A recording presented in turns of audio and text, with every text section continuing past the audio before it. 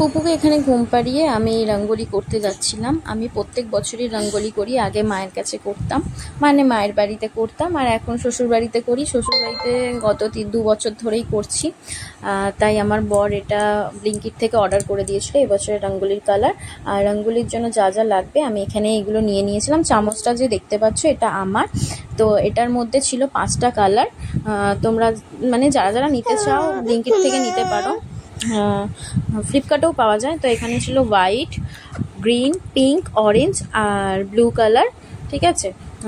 তো আমার এখানে একটা ভুল হয়ে গেছিলো, সেটা হচ্ছে আমি যে প্লেটটা এখানে দেখতে পাচ্ছ আমি করছি, এইটা ঠিক ছিল সাইজটা, বাট এর পরে যে একটা প্লেট নিয়েছিলাম ওটা আরেকটু ছোট নিলে ভালো হতো, ডিজাইনটা আরও ইনহ্যান্স হতো।